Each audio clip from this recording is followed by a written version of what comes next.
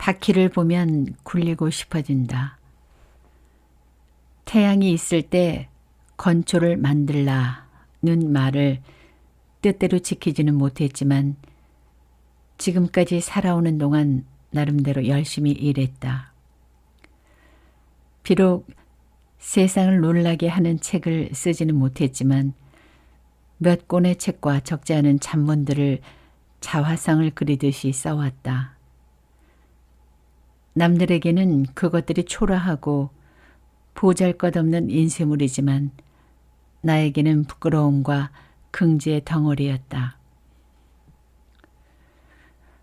그러나 어느 날 갑자기 내가 묻혀서 하고 있는 작업에 대해 회의를 느끼기 시작했다. 그것은 아마 금년 들어 벌써 눈 깜짝할 사이에 달력을 4장씩이나 찢어내면서 시간의 흐름을 가속적으로 느꼈기 때문인지 모른다. 나는 4월 어느 날 창문을 열고 뜰하게 비가 내리는 것을 보고 있다가 또 한 번의 소중한 봄을 어느 사이에 뜻없이 보내고 있다는 사실을 깨닫고 갑자기 내가 하는 모든 일이 허망하다는 기분에 젖어들었다. 그래서 며칠 동안 일손을 멈추고 성광처럼 지나가는 시간의 흐름을 얼마간이라도 잡아보기 위해 권태를 느낄 정도로 게으름을 피웠다.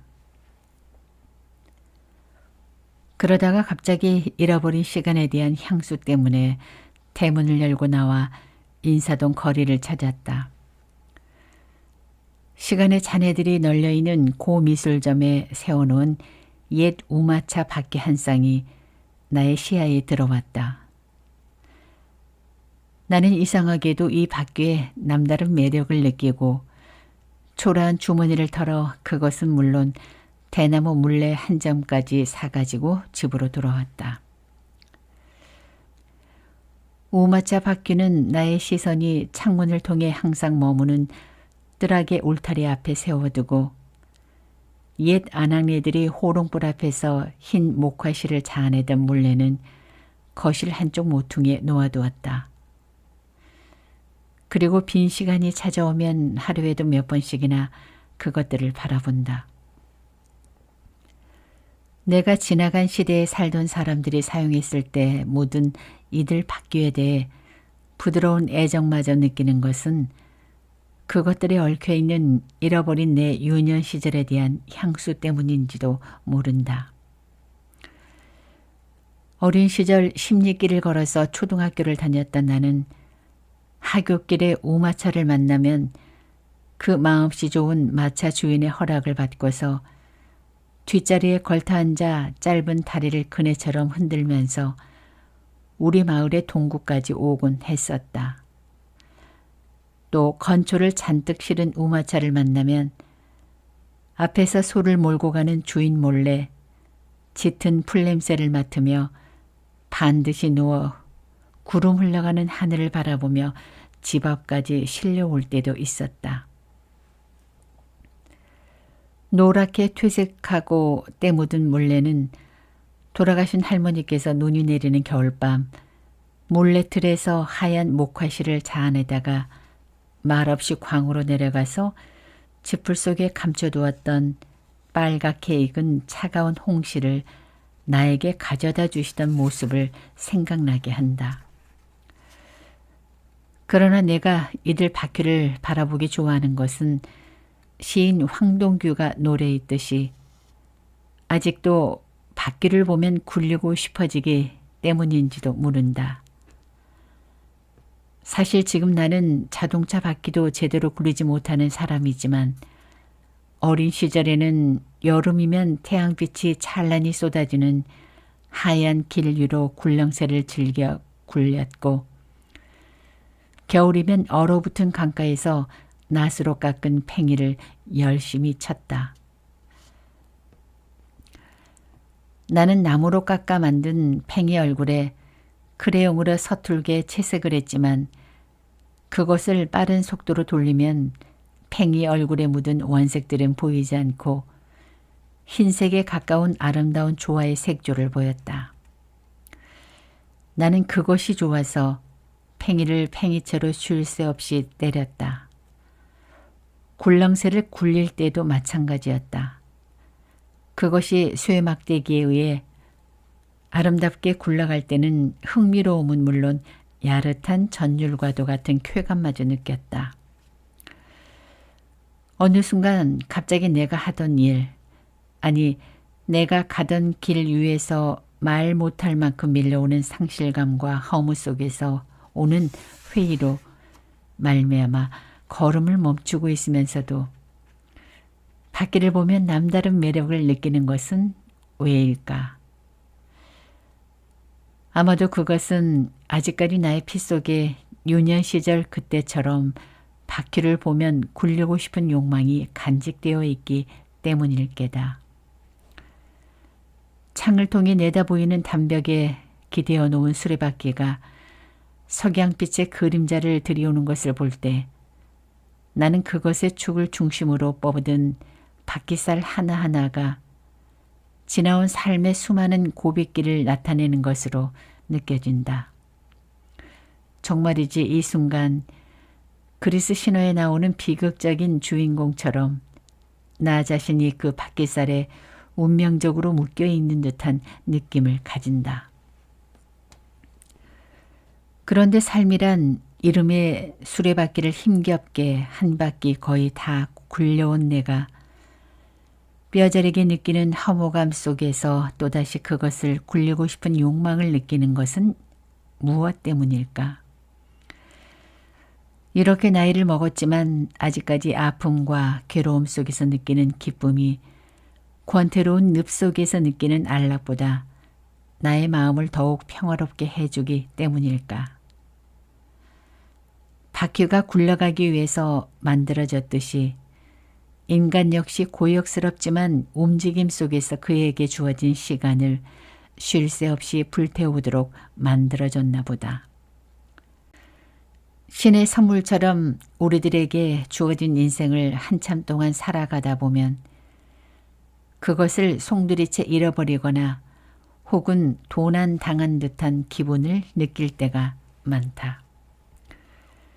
그래서 나는 좀 쉬기도 하고 또 비온 뒤 급류처럼 흐르는 시간을 붙잡기 위해 얼마 동안이라도 일손을 멈추고 있으면 시간이야 조금 느리게 흐르지만 나 자신이 늪 속에 빠진 사람처럼 괴롭지 않으면 또 마냥 허탈한 기분만을 맛보게 된다. 이것은 마치 어린 시절 얼음판 위에서 아름답게 균형을 유지하면서 돌아가던 팽이가 쓰러지거나 혹은 잘 굴러가던 굴렁쇠가 돌부리에 부딪혀 길섭으로 굴러가서 쓰러지는 것을 보고 느꼈던 것과 유사한 절망감이 아닌가 하는 생각이 든다. 수온살같이 지나가는 세월이 아쉬워 헛바퀴를 돌리듯 뒷걸음질을 치거나 가는 길을 멈추게 되면 우리는 굴러가는 수레바퀴가 쓰러지듯 어떤 의미에서는 죽은 자와 다름없게 되지 않을까. 바퀴가 앞으로 굴러갈 때만 그 값이 있듯이 사람 역시 춤을 추듯 움직이고 있을 때 모순된 기쁨을 느낄 수 있는 것은 부정할 수 없는 진실이 아닌가. 톨스토이가 말했듯이 어떻게 생각하면 인간은 역사의 수레바퀴를 굴리는 수단에 지나지 않을지도 모른다. 그렇다면 역사의 목적은 무엇인가? 막연하게 역사의 수레바퀴가 마지막 도착하는 곳이 역사의 목적지란 말인가? 그런데 우리가 수레바퀴 이미지만을 생각한다면 바퀴는 결코 마지막 도착할 곳이 없는 듯하다. 바퀴는 항상 굴러가야만 하는 길 위에 있을 뿐이고 또 그곳에서만 바퀴의 생명이 있는 것이다. 다시 말하면 그것이 어느 지점에 도착해서 멈추었을 때는 그 기능을 상실하고 죽어버리게 되어 누군가가 다시 그것을 움직여주기만을 기다릴 뿐이다. 내가 인생의 수레바퀴를 한 바퀴 다 돌려갈 무렵에 왔는데도 바퀴를 보면 다시금 굴리고 싶어지는 것은 잃어버린 삶에 대한 단순한 향수가 아니라 인간에게 주어진 운명과 의무에 복종하려는 마음의 움직임인지도 모른다. 나이가 든 사람이 아직도 그늘에 앉아 쉬지 못하고 바퀴를 보면 굴리고 싶고 거대한 수레바퀴를 굴리던 가난한 젊은 시절을 그리워하고 그때 그 시절에 힘겹고 감미로웠던 추억을 반추하는 것에 대해 단순히 어리석은 만용이나 미성숙이라고 탓할 수만은 없을 것이다. 바퀴를 보면 이렇게 굴리고 싶은 것은 아직도 내가 살아있다는 증거이며 그것을 통해서 나 자신이 안고 있는 숨은 뜻을 깨닫고 실현할 수 있기 때문이다. 내가 현기증이 날 만큼 빠르게 흘러가는 시간에 떠밀려가는 것이 못내 싫어 저항하다가 발길을 멈춘 순간 잃어버린 시간을 찾아 나섰던 인사동 길 위에서 시간의 흐름을 나타내는 수레바퀴를 시간의 잔해 속에서 다시 찾아야만 했던 것은 분명히 어리석고 모순된 짓이었다.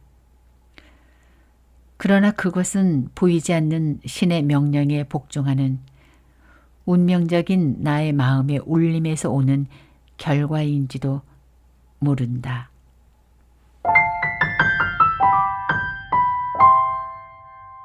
밤비 오는 소리. 대부분의 사람들은 듣지 못하지만 우리가 살고 있는 이 우주에는 침묵으로 말을 하거나 내면으로 스며드는 아름다운 노래가 있다. 그래서 베토벤과 브람스 같은 천재적인 음악가들은 자연의 비밀스런 소리에 남다른 귀를 가지고 오늘날 우리들이 듣는 훌륭한 음악을 작곡했다. 그러나 보통 사람들이 자연으로부터 쉽게 들을 수 있는 소리 역시 얼마나 아름답고 경이로운가. 강물 위를 나는 철새 떼의 울음소리, 5월의 푸른 벌판을 달리는 맑은 시냇물 소리가 아니라도 좋다. 초여름 무논에서 들려오는 개구리 울음소리와 깊어가는 가을밤 별빛 아래서 들려오는 풀벌레 소리는 얼마나 유머스러하고 구슬픈가. 어찌 이것뿐이랴. 햇빛 찬란한 봄 언덕 위에서 들려오는 송아지의 울음소리와 한적한 시골집 담장 위에서 대낮의 정적을 깨트리며 회를 치고 오는 수탉의 울음소리는 상실된 유년의 뜰을 생각하게 할 만큼 우리의 가슴에 깊고도 긴 여운을 남긴다. 또 한여름밤 폭우를 대주위에 쏟아부으면서 울리는 천둥 소리는 얼마나 시원하면서도 무서운가. 마치 신이 먹구름 뒤에서 공을 굴리듯 대나처럼 밝은 번갯불과 함께 무섭게 부서지면서 들리는 천둥 소리는 사람의 마음에 거미줄처럼 엮인 번뇌의 쇠사슬을 한순간에 끊어버리는 듯한 느낌을 준다. 소나기가 쏟아지는 날이면 두려워하면서도 천둥 소리를 얼마나 듣고 싶어 했던가. 천둥 소리는 가까이 들리는 듯 하지만 그것은 어느새 저 멀리 산 너머로 굴러가서 구름 뒤에서 지축을 울리듯이 떨어지며 무섭게 깨어진다. 그러나 그 소리는 구성지면서도 또한 시원하다. 여름의 자연이 연주하는 교향악의 심벌지 소리와도 같다. 그렇지만 자연 가운데는 우리가 귀 기울이지 않으면 듣지 못하고 묻혀버리거나 사라져버리는 또 다른 아름다운 소리가 있다. 그것 가운데 하나는 밤비 오는 소리다. 그것은 귀 기울이지 않으면 쉽게 들리지 않는 소리다. 밤비 소리가 감미롭게 들리는 것은 쉽게 접할 수 없기 때문인지도 모른다. 비 오는 소리는 보통 한밤중이나 새벽과 같이 정적의 시간이 아니면 그것이 지닌 아름다운 여운을 접할 수 없다. 대낮의 빗소리는 소낙비가 아니면 쉽게 들을 수가 없다. 장대비가 나뭇잎에 떨어지는 소리는 우리들의 마음을 더없이 시원하게 한다. 그러나 그것은 하늘 끝까지 쌓인 소음 때문에 어두운 밤에 들리는 소낙비의 소리와는 다르다. 낙숫물 소리도 마찬가지다. 구름이 어둡게 끼어있는 대낮의 낙숫물 소리는 청승맞고 구슬프지만 밤에 들리는 빗소리는 현악계에서 조용히 들려오는 낮은 음자리 소리만큼이나 우아하다.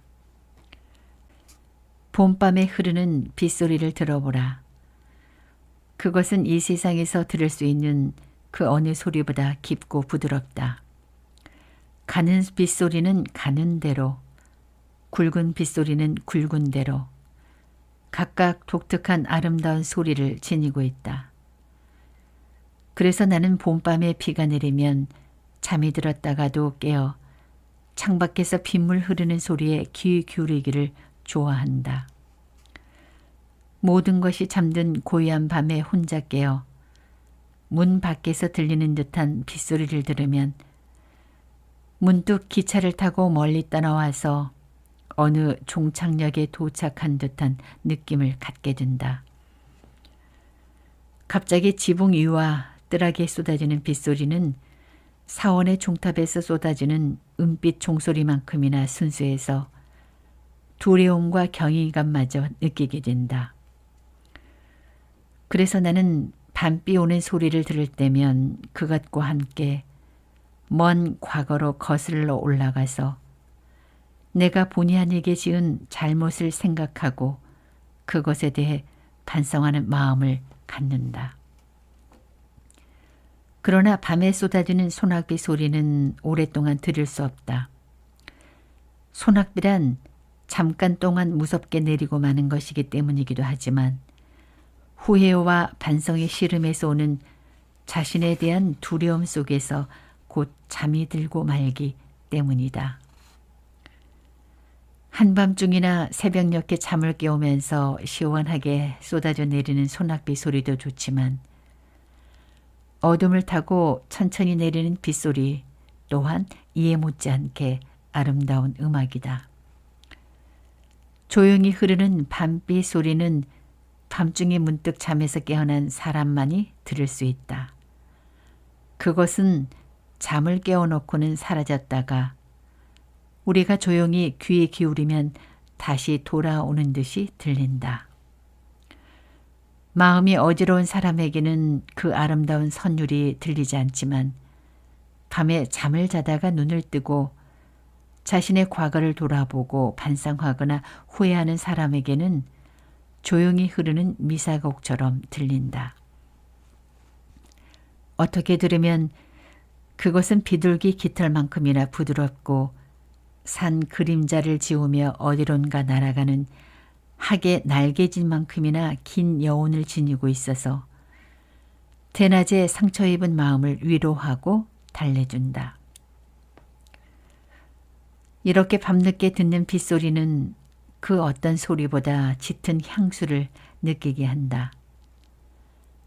나는 빗소리가 들리는 밤이면 가끔 일어나서 먼 과거로 거슬러 올라가서 기억의 땅을 배회하곤 한다. 그리고 그곳에서 내가 가졌던 가장 행복했던 일들과 가장 슬펐던 일들을 재현해 본다.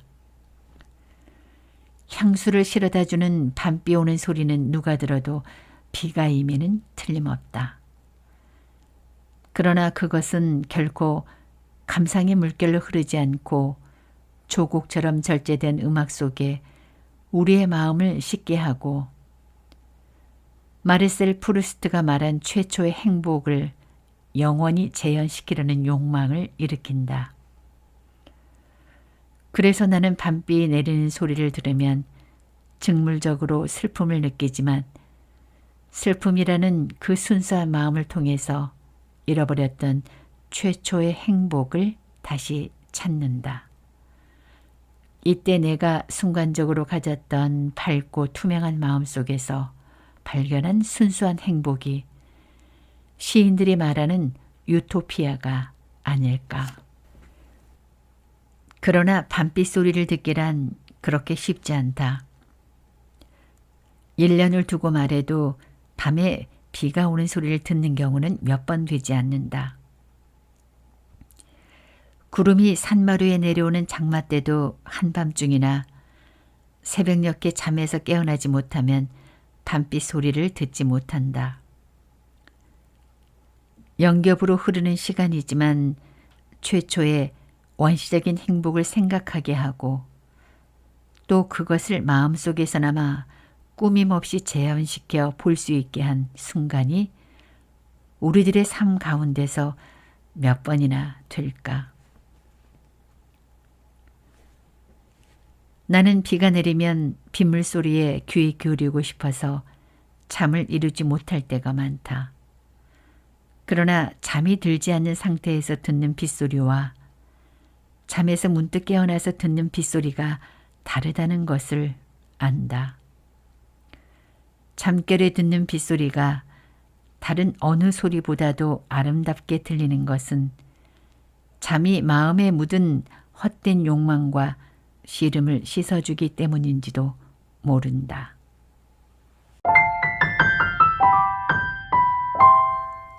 어느 우체부의 초상. 밤마다 심한 불면증에 시달리곤 하지만 간밤에는 유난히도 잠이 오지 않았다. 그래서 나는 몇 년 전 스탠퍼드 대학이 있는 팔로 알토 거리를 걷다가 어느 헌책방에서 구입해 두었던 화집을 뒤적이다 비극적인 일생을 마친 천재화가 반고흐의 그림들과 마주하게 되었다. 그의 그림들은 볼 때마다 언제나 새로운 의미로 다가온다. 사실 나는 삶이 힘겹다고 느낄 때마다 고흐의 그림을 보고 적지 않은 용기를 얻는다. 그의 유명한 자화상을 비롯하여 사이프러스 나무들이 있는 길과 해바라기, 별들이 빛나는 밤, 그리고 밀밭 위의 까마귀 등은 나에게 퍽 친숙한 작품들이다. 그러나 우체부 롤랭의 초상은 흑백으로 인쇄된 복제품이었기 때문에 항상 별반 눈길을 주지 않고 가볍게 지나갔다. 그런데 어젯밤 따라 롤랭의 초상화가 나에게 깊은 인상을 주며 다가왔다. 롤랭의 초상이 우리들에게 갖가지 소식을 전해주면서도 침묵의 무게와 부드러움을 지니고 있는 수염긴 건장한 우체부의 모습을 하고 있었기 때문만은 아닌 것 같다. 검은 제복을 입고 우체부 모자를 쓴 그의 모습이 어린 시절 나의 마음에 깊은 인상을 새겨 놓았던 어느 영무원을 연상시켜 주었기 때문이었다.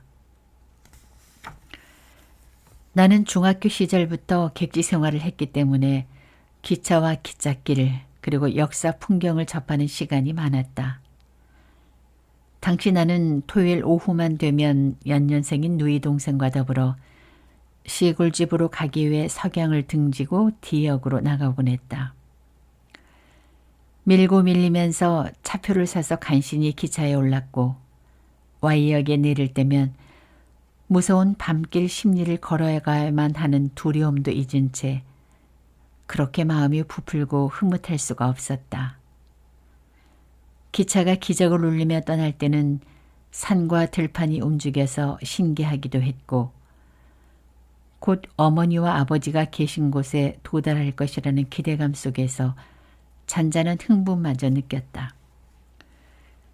그리고 완행열차가 석탄 냄새를 뿜으면서 고무역을 비롯하여 여러 개의 간이역에 잠시 머물다가 떠날 때 차창 밖을 내다보면 검은 제복을 단정하게 입고 금태 두른 모자를 쓴 역장과 그 옆에서 한 손에는 붉은 길을 쥐고 다른 손으로 푸른 깃발을 흔들던 영무원이 우리 쪽을 향해 정중하게 거수 경례를 했다.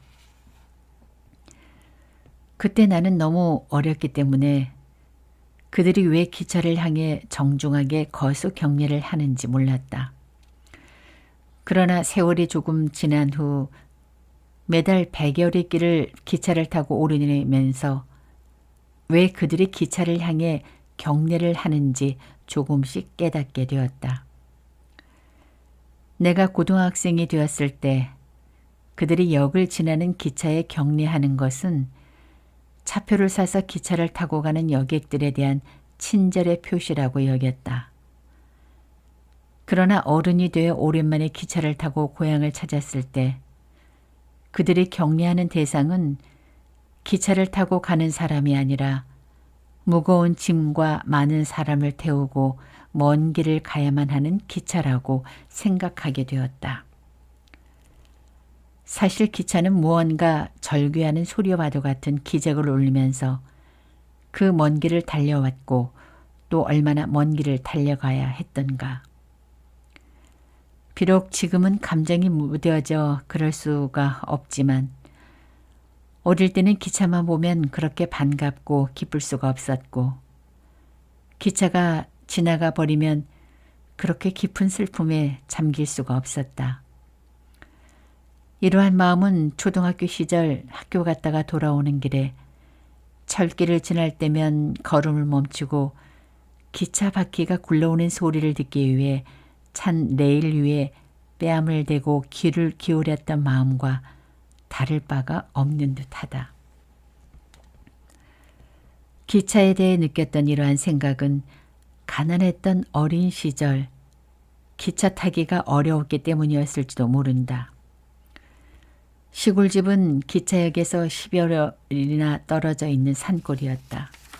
그래서 월요일 아침 7시경에 간이역을 지나는 차를 타려면 새벽에 일어나서 무거운 짐을 들고 돌밭으로 되어 있는 산길을 달리다시피 내려와야만 했다. 어쩌다가 조금 늦어 철길이 보이는 곳 가까이에서 우리가 탔어야 할 기차가 붉은 철교를 지나고 있는 것을 보게 되면 그렇게 절망적일 수가 없었다. 새벽차를 놓치면 오후 1시경에야 있는 기차를 타기 위해 다시 역으로 가서 조용하고 권태로운 시간을 보내야만 했다. 어느 해 가을인가 나는 또 새벽차를 놓쳐 역사 안의 벤치에 앉아서 다음 차를 기다려야만 했다. 그러나 낡은 건물 밖으로부터 햇빛이 너무나 찬란하게 쏟아져서 그곳에 머물 수가 없었다. 그래서 대합실 문을 열고 나와 플랫폼을 건넜다. 콜타르, 침묵 냄새와 뒤범벅이 된 국화꽃 향기가 코를 찔렀다. 그래서 나는 역사 건너편 철조망 부근의 풀밭에 앉았다. 그러고는 그곳에서 기차들이 오고 가는 모습과 철길을 바라보며 시간을 보냈다. 이따금씩 지나가는 급행열차는 물론 멀리 보이는 터널에서 빠져나와 서행으로 다가오는 화물열차도 보았다. 화물열차는 힘에 겨웠는지 대개 천천히 움직였고 가끔 간이역에서 멈추고 물을 공급받았기 때문에 열차 앞머리에 있는 기관차에서 검은 제복의 모자를 쓴 화부들이 화차에다 석탄을 퍼넣는 모습과 기관사가 영원히 흔드는 푸른 깃발에 인사를 하고 긴 열차를 움직이며 사라져가는 모습도 보았다. 그래서 나는 그곳에 계속 앉아서 물끄러미 바라보고 있던 기차가 지나가면 다음 기차가 오기를 기다렸고 그것이 지나가면 또 다음 차를 기다렸다. 내가 타고 가야 할 그 초라한 완행열차가 아니라도 좋았다. 어떤 기차라도 무조건 반가웠고 그 안에 타고 있는 사람들이 그렇게 부러울 수가 없었다. 나는 진홍빛 국화꽃과 코스모스가 눈부시게 찬란히 피어있는 철길가에서 기차가 오고 가는 것을 유심히 바라보다가 이윽고 내가 타고 가야 할 완행열차가 연기를 뿜고 기적을 울리면서 다가오면 거기에 올라타고 도시로 나와 이튿날에야 학교에 갔다. 지금 생각하면 내가 어릴 때 철길 부근에서 기차를 기다리며 말할 수 없는 그리움을 느꼈던 것은 그렇게 무거운 짐과 사람을 싣고서 비명을 지르고 헐떡이면서도 먼 길을 가는 기차에 대한 존경심 때문이었다. 이에 대한 증거로는 가지 않고 죽은 듯이 가만히 서 있는 열차에 대해서는 별다른 매력을 느끼지 못하고 권태로움마저 느꼈다는 것이다. 그 후 가끔 기차를 타고 고향에 갈 기회가 있으면 차창 밖으로 보이는 검은 제복 입은 영무원들이 지나가는 열차에 정중하게 거수 경례를 하는 모습에서 존경심을 읽을 수 있었다. 고후가 우체부 롤랭이 초상을 그린 것은 그에게서 느꼈던 뜨거운 인간적인 매력 때문이었다고 한다. 이를테면 고후는 우체부 롤랭의 목소리가 그의 귀에 때로는 감미롭고 슬프기도 한 요람의 노래처럼, 때로는 멀리서 들려오는 프랑스 혁명의 나팔 소리의 되울림처럼 들린다고 할 만큼 그를 좋아했다고 한다. 그러나 그의 초상을 여러 번 그렸던 고후의 마음속에는 우체부가 다른 사람에게 갖가지 소식을 전해주기 위해 마치 기관차처럼 열심히 일한 것에 대한 존경심이 숨어 있으리라. 잠이 오자나 펼쳤던 고후의 검은 제복 입은 우체부 롤랭의 초상 속에서 기관차의 풍경을 발견한 것은 결코 우연이 아니었다. 실제로 롤랭의 턱 아래 자란 삼각형의 흰 수염이 나에게 기관차의 연기처럼 보였고, 거칠지만 자연스럽게 그려진 그의 손은 불타는 화차 속으로 석탄을 퍼넣기 위해 삽질하는 화부의 손과도 같았다. 그래서 나는 늦은 밤 혼자서 어릴 때 본 그 간이역 영무원들과 같은 자세로 그의 초상화에 잠깐이나마 경의를 표했다. 우체부 롤랭의 초상화에 나타난 피곤함 없이 일하는 인간 풍경을 보고 난 후 심한 불면증에 시달리는 나 자신에 대해 적지 않은 부끄러움을 느꼈다. 만일 나 역시 롤랭처럼 남을 위해 열심히 잡념 없이 일을 할 수 있다면 그와 같은 모습을 하고 통나무처럼 건강하게 잠을 잘 수가 있을 거라고 생각했기 때문이다.